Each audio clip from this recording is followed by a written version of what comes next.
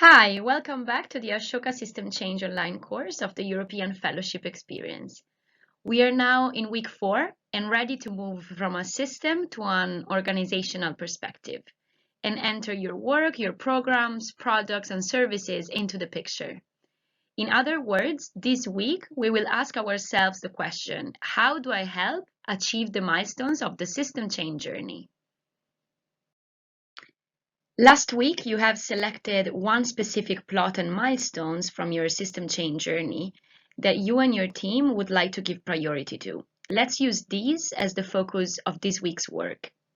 Ultimately, you will of course have to make sure that all of the milestones in your system change journey are addressed, unless you realize that as you progress with addressing some of them, the system is shifting towards its targeted state faster than expected. At the same time, be reminded that not all of the milestones might need to be addressed by you and your organization. As we will explore in more depth next week, a collective impact approach can help you leverage existing efforts and organizations to make sure that milestones are achieved without requiring your involvement alone. But more about that next week. If you remember from our week 1 video introducing the key concepts of system change, we have distinguished between different types of change and approaches to change. We have until now focused on your system change as the type of change, meaning the changes that are needed in the root causes and systemic drivers to make a dent into the big problem. We then looked at those systems in more detail and mapped pathways for how they could shift. We now move to the approach required for you and your organization to help achieve the system change. You might again remember from our first week that we said indirect impact is where the magic happens. The different interventions we decide to implement to help achieve the milestones should try to maximize our indirect impact, unless a direct impact approach is necessary, as we discussed in week 1 as well. We described direct impact as providing a solution directly to the beneficiaries in questions, and indirect impact as enabling and incentivizing other actors in the system to adopt or support the solution themselves. We can thereby multiply our impact beyond the limits of our own organization because we are helping others create the same type of change. In this video, we will present you with different options and tools that can strengthen and add to your implementation strategy for each milestone.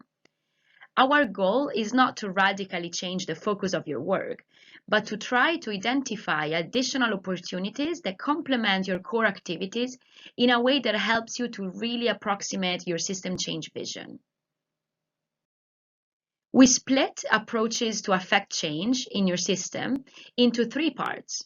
Tools are the options for you to directly intervene in the system. Delivery models are your pathways to spread your solution throughout the system. And partnerships are your options for engaging and aligning others in achieving the milestones, which we will explore next week. Together, they serve as strategic approaches that you can apply to your milestones. Let's start with the different tools available in your toolbox. You will find many more details on each of them in this week's worksheets. Some tools are focused on direct impact, others more on indirect impact. The ones that focus more on direct impact are product and service delivery, which means providing solutions directly to the beneficiaries at hand in the form of products or services. Capacity building is improving the knowledge, skills, and attitudes of individuals or organizations so they provide solutions to the beneficiaries effectively and efficiently. We then have knowledge development, leaning very much towards a more indirect impact approach. Generating data and knowledge about problems and solutions, or testing new solutions like new business models, products, or processes, demonstrating their technical feasibility, financial viability, improved usability, or some other important aspects. The tools that focus on a very much indirect impact are movement building and behavior change, creating awareness for social issues and mobilizing your targeted audience to take action or to change their behavior. These tools include campaigns, mass participation initiatives, civil disobedience, testimonials.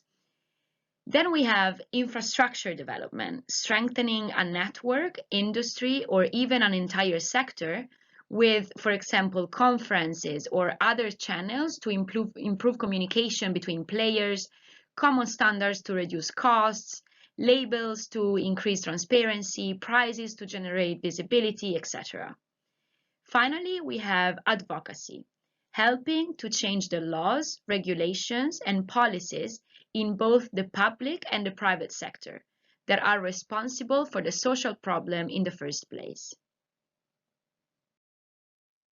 Let's look at our familiar example from UK fellow Karen Mattison. This is her system change journey presented last week. If we focus on this specific milestone, we can actually see how every tool could be applied. Let's have a closer look. To achieve her milestone of higher education teaching the advantages of flexible work, Karen could use direct provision to run classes directly for students. This would grant her the full control over the content and the visibility of reach and impact. But it would be very time-consuming and unsustainable in the long term. Capacity building by training other people to run the classes would be less time-intensive and would still grant some quality control, but it would still require quite some time and resources to train the trainers. She could thus look at knowledge development, creating a guide on how to actually run these classes, which would make the tools immediately available to a large number of trainers within the institutions. The downside would be to have no control over the actual quality of the training delivered, nor a clear overview on reach and impact. Movement building for Karen's milestone would mean, for example, to mobilize students to demand this type of training themselves, with the positive side of the power of bottom-up approach and the disadvantage of finding it difficult to actually create momentum with a large enough group of students. Karen could also incentivize institutions by creating a type of certification, thus developing a new infrastructure. Such certification would create competition and affect all institutions at once, but it would also require proper vetting and ongoing maintenance. Finally, thinking about using advocacy, Karen could influence the leaders of the institutions, and with their buy-in, she could ensure that content rules for these trainings would be in place.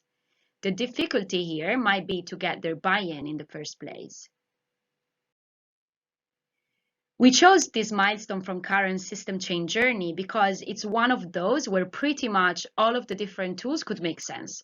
But it won't always be the case. Some milestones might have only a few tools that would make proper sense.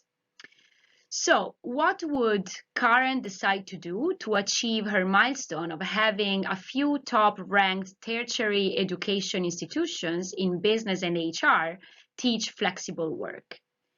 Based on pros and cons, her top pick of tools could be to do knowledge development, creating a guide for trainers, and capacity building to offer extra support to institutions that require it for implementing the trainings.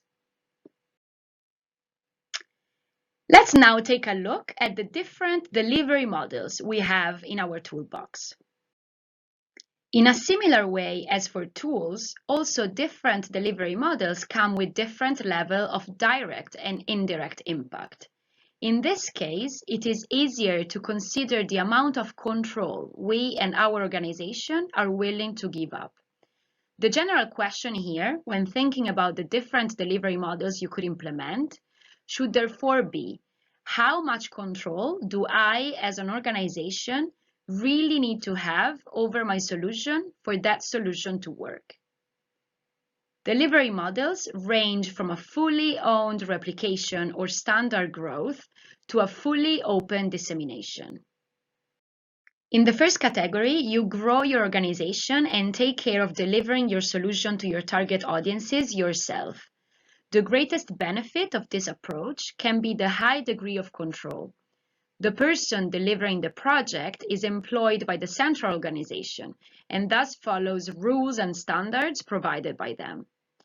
This option often makes sense for social businesses and models that use technology-based distribution channels that can be scaled very efficiently and that realize economies of scale. This category includes delivery models like organic growth, branching, mergers, acquisitions. At the very flexible end of the spectrum is dissemination. In this category, the originator creates resources that enable an independent other to implement the solution in a new location. There is only a loose relationship between the originator and the implementer. In some cases, a fee may be charged for materials or advice, but there is generally no ongoing financial or legal relationship between the two parties. Smart networks, consultancy, training, open sourcing are delivery models included in this category. Affiliation occurs when an official ongoing relationship with independent individuals or organizations is formed to help them implement your venture. There is generally a legal framework involved that sets out the nature of the relationship. Often, there is also a financial relationship between the two parties, normally with the originator charging a fee to the implementers.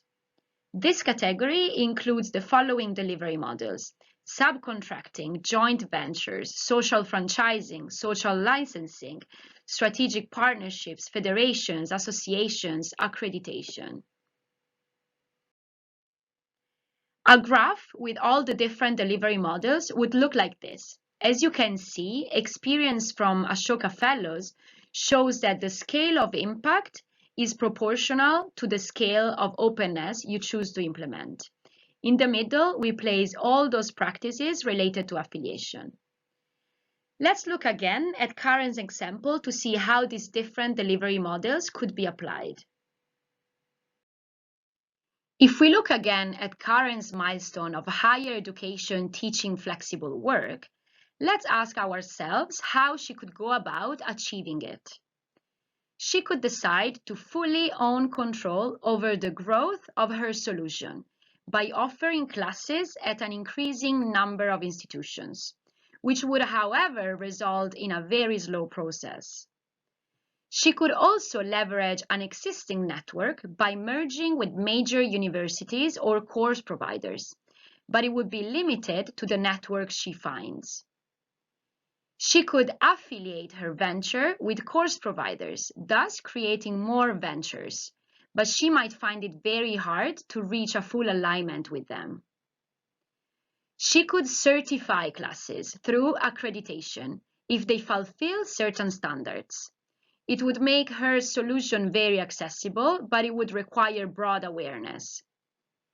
Karen could decide to go with social licensing by selling the property rights of class content to some institutions. This would make the content much more accessible and would guarantee a greater reach, but it would be very difficult to protect the intellectual property with the risk of content being shared without permission, and thus making it difficult to continue charging for it. Smart networks could be very interesting for Karen because they would allow to leverage the collective power of institutions by creating alliances with them and share her content with them. A strong alignment with the allies would of course be needed here. Finally, she could decide to go fully open source, making the class content accessible to everyone, assuring very fast dissemination and giving up her control. From the pros and cons identified, open sourcing Karen's training content would make a lot of sense, while branching out to still offer support to the institutions. These delivery models complement perfectly the solutions identified before. Here's a reminder of the solutions. Let's say instead that she chose the certification tool. This would of course require an accreditation delivery model, so the link between these tools becomes even clearer here. In the same way, other indirect tools like movement building and advocacy would require a rather open delivery model as well to make sure that institutions that want to take it up actually have access to it. So Karen might decide in this case to go fully open. Let's put this into practice. In this week's exercise, we ask you to consider all tools and all delivery models for one of the milestones of the plot you prioritized, keeping in mind that ultimately all milestones will need to be addressed. In other words, you would ideally do this work for all milestones of your targeted system change. You will find in the worksheets the same template we used to look at Karen's example. You thus select your milestone to do this exercise on and fill the template in with your ideas on the pros and cons of each tool and each delivery model. You will also find in the worksheets more details about each of the tools and delivery models presented.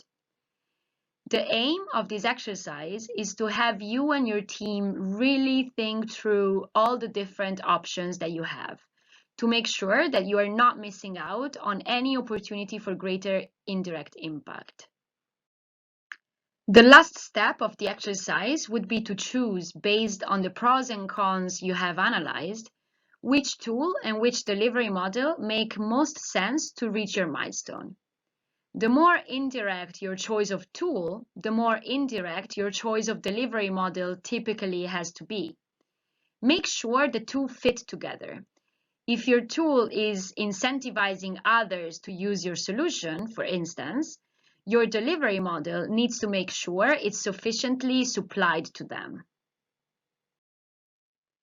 A few hints. When thinking about the different tools, please be aware that not all are always relevant to all milestones. Sometimes it will be quite obvious which tool is most relevant for a given milestone, but it is certainly worth checking the other ones as well to be sure. You might also find yourself using two at the same time.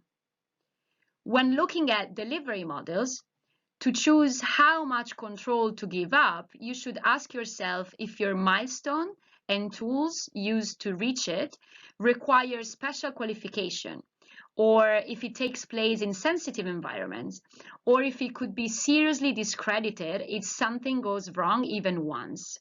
In this case, you might want to focus on delivery models in the affiliation and fully owned replication categories. In all other cases, it probably makes sense to at least consider techniques in the dissemination category. Remember, in general, the more control you give up, the more potential for indirect impact you get. Having said this, we do realize that in some cases, like the big questions just discussed, the most flexible and open approach would not be the most suitable for your solution.